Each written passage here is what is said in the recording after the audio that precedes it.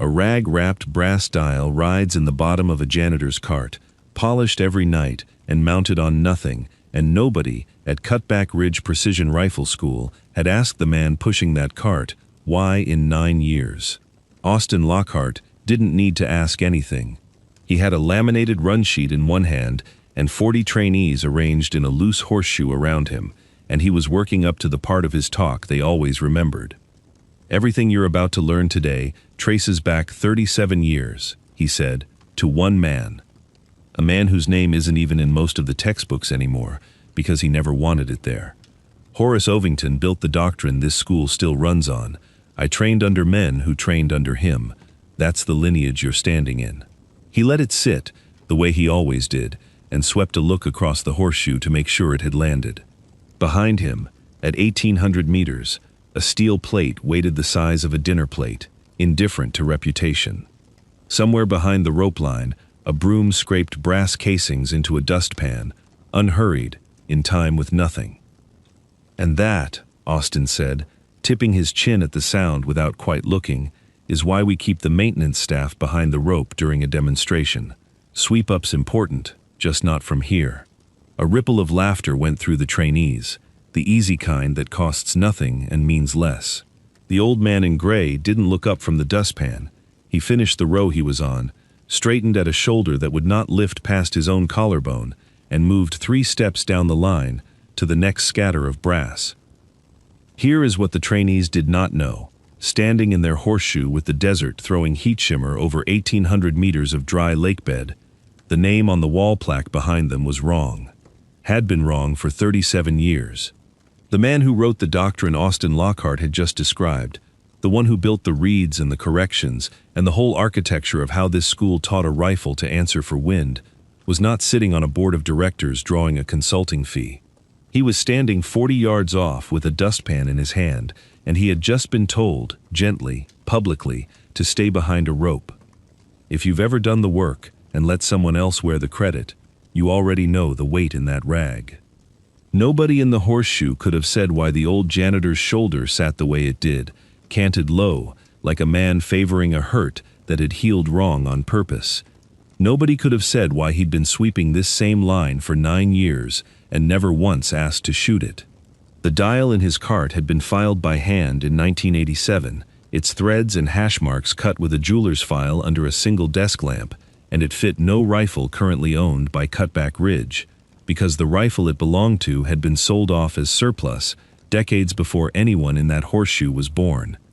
He polished it anyway. Every night, the way another man might wind a watch that no longer told the correct time, just to hear it, still willing to try. Austin clapped his hands once, the sound flat and dry in the desert air, and called the first relay to the line. Cyrus Dilly kept sweeping. Cyrus Dilly wore his gray custodial uniform the way some men wear a uniform they were issued 40 years ago and never stopped trusting. Sleeves buttoned at the wrist, even in the desert heat, collar squared, the school's cattle brand patch stitched crooked because he'd sewn it on himself and never bothered to fix it. He was 78 years old, and the only visible sign of it beyond the gray in his close-cropped hair was that shoulder, the left one, which had not risen past chest height since a year nobody at the school could have named. He compensated the way a man compensates for a fence post set slightly off plumb, not by fighting it, but by building everything else around the lean. Each night, once the range emptied and the wind flags hung slack against their poles, Cyrus let himself into the equipment closet behind the armory, a room that smelled of solvent and cold gun oil, and held, on its third shelf, nothing that belonged to him except a folded rag. He unwrapped it, with the economy of a man performing the same motion for the 10,000th time. Fold back, fold back, fold back, and there it was, the brass windage dial, its knurled edge worn smooth in exactly the places a thumb would find it. He turned it once in the closet's bare bulb light, checking the hand-cut markings the way another man might check a scar, to be sure it was still his. Then he took a scrap of chamois from his back pocket and worked the metal until it threw the light back clean, though it had thrown the light back clean the night before, and the night before that.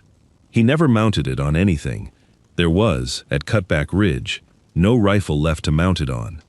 He wrapped it again, fold over fold, and set it back on the third shelf, and locked the closet. And that was the whole of the ritual, 9 years running. At home, before every shift, Cyrus filled a thermos at the kitchen counter while the coffee maker was still ticking through its last cycle, and set it by the door where Twyla Dilly would find it when she came down for the morning news. He never said anything about it, she never asked. 51 years of marriage had worn the gesture down to something as plain and necessary as the dial's worn edge, a thing done because it had always been done, not because it still needed explaining.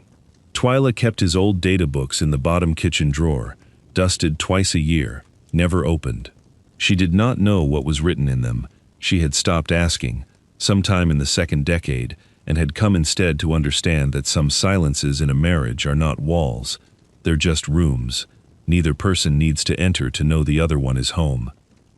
Cyrus drove the same truck to work every morning that he'd driven for 11 years, parked it in the same spot behind the equipment shed, and clocked in 9 minutes before his shift technically started, a habit from a much older schedule that had never quite let go of him. Austin Lockhart earned the Horseshoe's attention honestly enough, and it would be a mistake to think otherwise.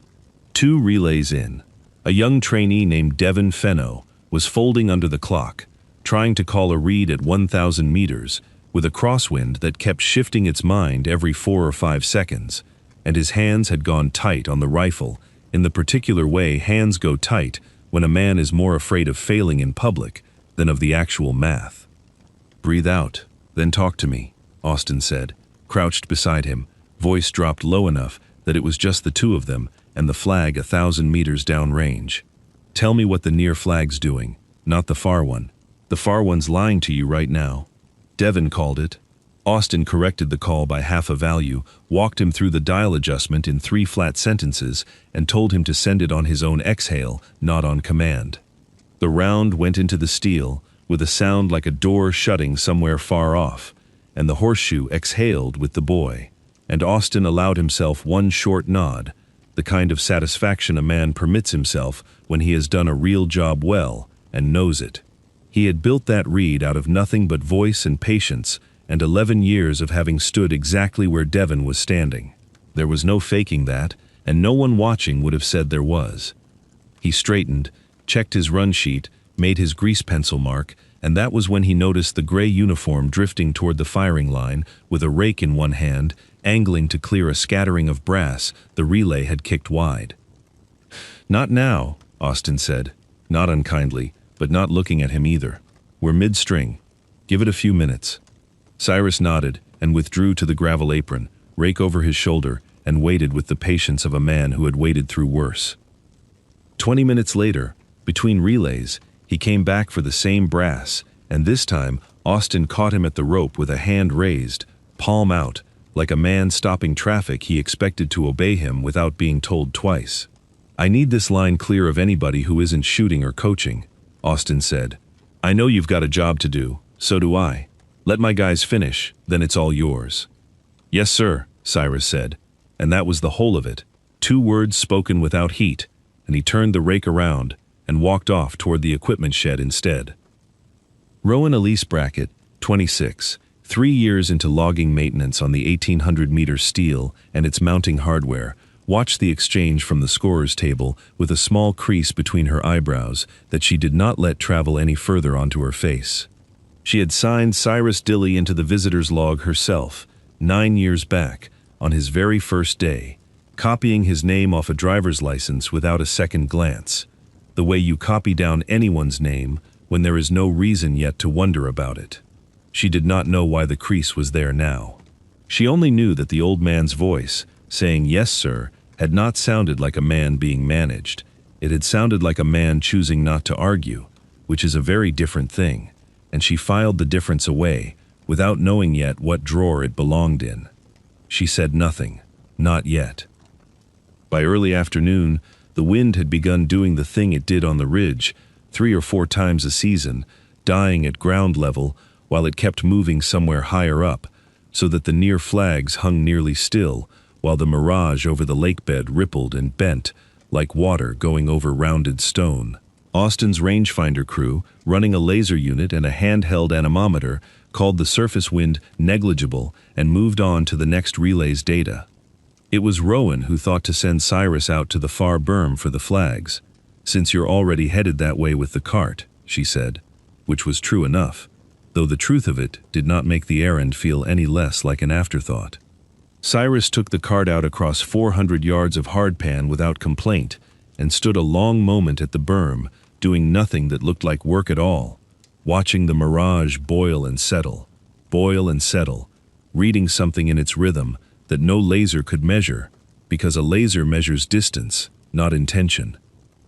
He noted, without writing it down anywhere, that a gust was building 300 yards out, low and diagonal, the kind that would arrive at the steel a full 2 seconds after the relay crew called their shot clean. He gathered the flags anyway, folded their poles, and said nothing to anyone, because nobody had asked him what he saw. He only carried what he'd been sent for. He was still out at the berm when a car door shut in the gravel lot behind the range house, and a heavy-set older man in a pressed western shirt got out, slowly, favoring one knee, and stood a moment, taking in the horseshoe of trainees, the way a man takes in a room he used to own. This was Grover Vandergrift, 74, retired command sergeant major, arrived a day early for the invitational, the way he arrived every year, quietly, without ceremony, expecting none. His eyes crossed the yard once, out of habit, cataloging faces the way old soldiers do, without meaning to, and stopped on the gray uniform coming in off the berm, with a cart of folded flags. Grover did not call out. He did not cross the yard. He stood exactly where he was and gave one nod, small enough that a man not looking for it would have missed it entirely, and Cyrus, 40 yards off, returned it with the same economy, no more and no less. Then the crowd around the scorer's table shifted, someone called Grover's name from the hospitality tent, and the moment closed over itself as though it had never opened, the way a pond closes over a stone, dropped from a great height, quiet and total, and already forgetting the shape of the splash. By the second afternoon of the invitational, the horseshoe had grown into a proper crowd, trainees, their families, a scattering of board members in polo shirts, and Grover Vandergrift seated in a folding chair near the scorer's table with his hat in his lap. Austin Lockhart stood at the low platform overlooking the 1,800-meter line, laminated sheet in hand, and gave the speech he gave every year at the Invitational's public demonstration, the one meant to close the loop he'd opened the first morning. 37 years ago, he said, a man taught the techniques that became this school's whole doctrine. Horace Ovington's name is on the manual because Horace Ovington earned it. Everything I do on this line, I do because a chain of instructors kept his method alive, generation to generation, down to me. He paused there, the way he always paused, letting the number do its work on the crowd. 37 years, one name. A hand went up near the rope line, unhurried, not raised the way a trainee raises a hand to ask permission, but the way a man raises a hand who has simply decided the moment has arrived. It was Cyrus Dilley, rake set aside, uniform buttoned to the wrist, despite the heat. Austin blinked at him, half smiling, the smile of a man who assumes a joke is coming and is prepared to be generous about it. "You've got something to add?" "I trained him," Cyrus said. "Not Ovington, me."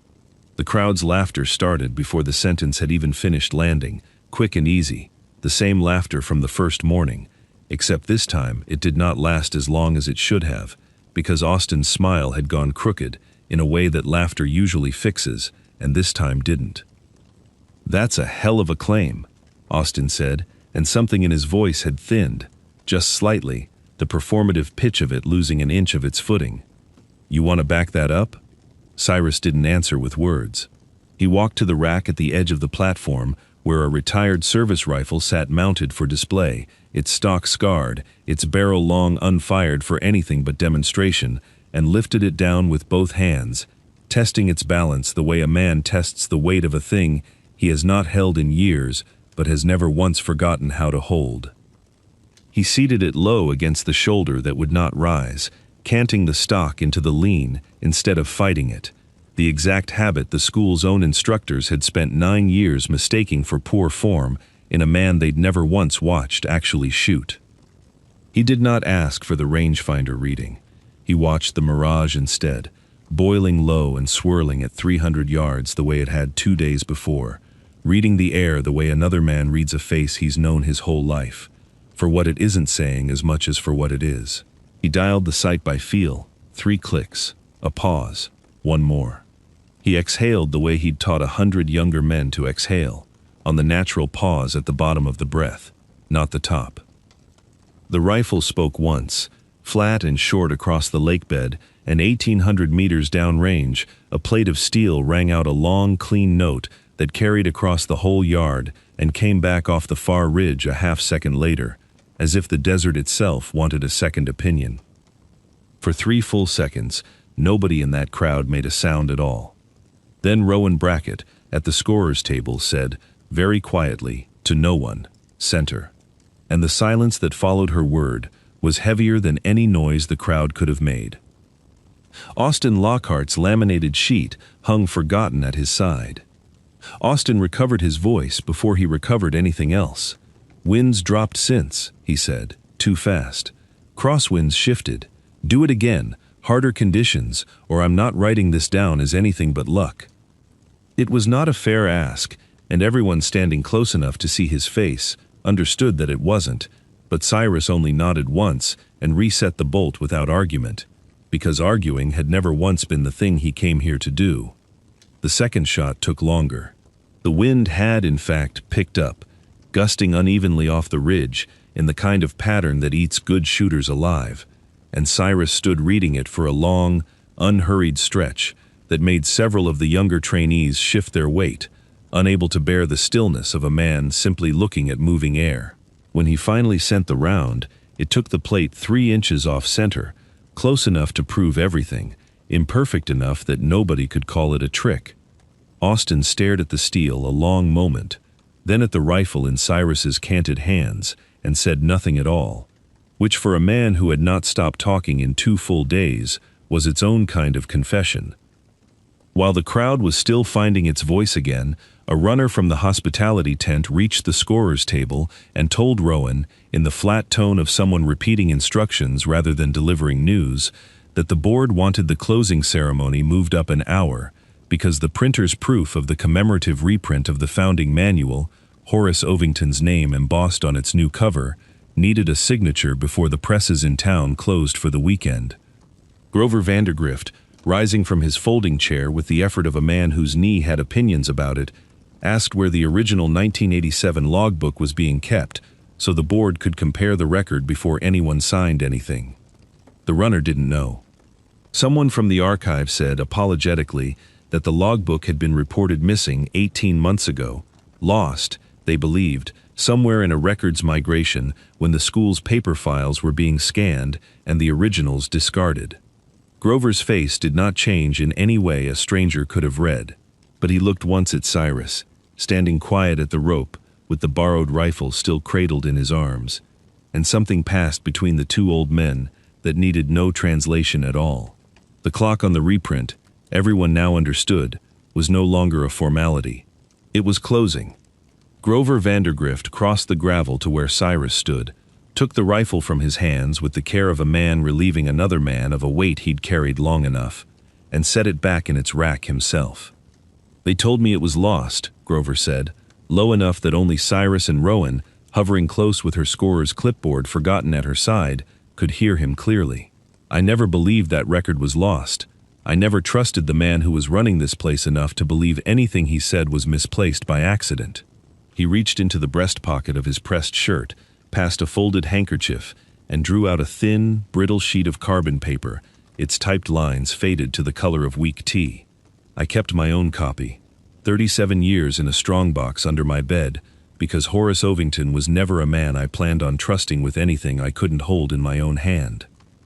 Rowan looked at the carbon sheet without touching it, reading the columns of names and dates upside down, and found, near the bottom, a line that had clearly been altered on the original, but survived, untouched, in this duplicate, an instructor's name, corrected in Cyrus Dilly's own hand, where another name had since been typed over it in the school's official record.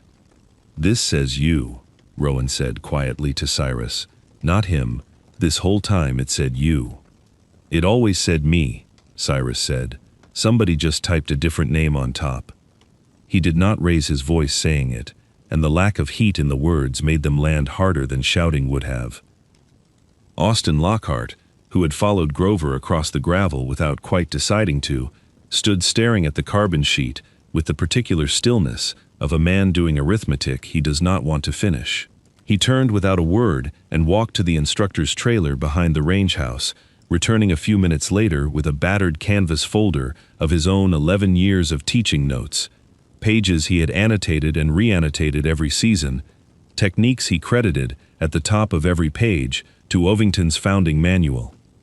Cyrus, watching him lay the folder open on the scorer's table, went to his cart without being asked, and drew out, from beneath a folded tarp, a stack of private data books bound in cracked leather, their pages filled edge to edge with a hand that had clearly written every word of Austin's curriculum decades before Austin had ever fired a rifle for score. Austin turned the pages of both side by side, his own annotations against Cyrus's original notation, and the match was not close. It was exact. Sentence for sentence, correction for correction, the dial adjustments he'd taught Devin Fenno 2 days before, word for word, in a stranger's hand that turned out, now, to be no stranger at all. "I've been teaching your work for 11 years, Austin said, and his voice had lost every trace of the pitch it carried for a crowd. Under his name, I was about to help make that permanent. He looked up from the pages, and for the first time since the demonstration began, he looked at Cyrus not as an old man behind a rope, but as the one thing he had never once considered him to be, the source. The runner from the hospitality tent reappeared at the edge of the gravel, out of breath, to say the printer's proof was already on the easel by the closing stage, waiting only for a board signature, and the presses closed at 6. Austin looked at his watch, then at Cyrus, then folded his laminated run sheet once, hard, and put it away in his back pocket as though it no longer had anything worth telling him. They gave him a folding chair near the scorer's table, though Cyrus stood instead, the way he'd stood on the platform. Weight settled onto the leg that didn't argue with him. Austin Lockhart had unclipped his instructor's lanyard from around his neck, somewhere between the trailer and the table, and now held it folded in one fist rather than wearing it, the laminated badge dark against his palm, and he did not put it back on while Cyrus spoke, though nobody had told him not to. "Ovington ran this place on borrowed money in the early years," Cyrus said. "Everybody's forgotten that part. There was a season, 86 into 87, this school nearly folded for lack of a contract. He needed a name behind the doctrine that sounded like an institution, not like one sergeant with a filing cabinet. I told him to put his own name on it, told him I didn't care whose name kept the doors open, so long as the doors stayed open." He paused, and the pause was not for effect. It was the pause of a man arriving, after decades, at a sentence he had never needed to say aloud before. "I made him a promise I meant to keep. I didn't know he'd still be collecting on it 37 years later." "You could have said something, any point in 37 years. Austin's voice had none of its old certainty in it now. "A promise with a date on it isn't a promise," Cyrus said. "I gave my word. I didn't put a clock on it." Rowan Brackett, standing at the edge of the scorer's table with her clipboard held against her chest like something she needed to protect, found that she had nothing to write down, for once, and did not try to fill the silence with anything at all. Grover Vandergrift set a hand, briefly, on Cyrus's good shoulder, and said nothing either, because there are men between whom nothing further needs saying, and the two of them had been that to each other for a long time, before this afternoon gave anyone else a reason to notice. 51 miles from the range, in a kitchen with the coffee maker ticking through its last cycle of the morning, though it was well past noon, Twyla Dilly sat at the table with the bottom drawer open in front of her, for the first time in longer than she could easily count. She had pulled out the data books herself, without being asked, because a neighbor's daughter who worked weekends at the school had called to say something had happened out at the Invitational, something about Cyrus and a rifle and a crowd gone quiet, and Twyla had not been able to sit still after the call without something in her hands. She opened the top book to a page dated some 30-odd years back and found her own name in the margin, in Cyrus's small square hand, beside a wind correction table that meant nothing to her and everything to him. Tea up before me again, coffee on when I got home. Nothing more than that. A note to himself, decades old, about a woman putting coffee on for a husband home late from a range he never talked about. He never asked for the name back. He only asked that the dial go home with him at night, the way it always had. Twyla closed the book gently, both hands flat on its cracked cover, and did not cry, because 51 years teaches a woman that some feelings are better held than spent, and she simply sat with the drawer open and the books out and the thermos, washed and waiting by the sink for tomorrow morning, exactly where he always left it. The board met in the hospitality tent for 11 minutes before the printer's proof was pulled from the easel and set aside unsigned, and word of that decision moved through the invitational faster than any announcement could have, carried mouth to mouth, the way real news always outruns the official kind. Horace Ovington was not present at Cutback Ridge that weekend, and no public accounting was made of what the board found when they matched Grover's carbon duplicate against the archive's typed copy, line for altered line. His consulting contract, due for its annual renewal at the close of the fiscal year, simply was not renewed, and the royalty checks for a manual now scheduled for a quiet, correct reprinting stopped arriving sometime after, without a headline anywhere to mark the difference between a man disgraced and a man merely no longer needed. Austin Lockhart opened his very next class, the following Monday, by setting his laminated run sheet face down on the table before he said a single word about wind or dial adjustments. Everything in this curriculum, he told the new trainees, traces back to a man named Cyrus Dilly. Not the name in the old manual. Him. He said it plainly. Without performance, the way a man states a fact he has finally earned the right to say correctly, and he kept saying it, at the start of every class after, for as long as he taught there. The front case in the range house lobby, which had held a brass plaque bearing one name for 37 years, was reordered that same week. A new placard, unadorned, reading Cyrus Dilly beside the corrected date of the 1987 record, no fanfare attached to the correction beyond the correction itself. Months later, on an ordinary evening with the range emptied and the flags hanging slack, the front case held something it had never held before. The hand-filed brass windage dial, remounted at last on a retired service rifle and labeled correctly beneath Cyrus Dilly's own name, caught the last flat light coming through the range house window, throwing a small, clean gleam across the glass, the way it used to throw light back in a locked equipment closet with no one there to see it. Beside the case, his broom stood unused against the wall, propped where he'd left it, because there had been, for once, no brass left on the line to sweep before he could get to it. Some names get put back on the wall. Tell us the record you'd correct, if you got the chance.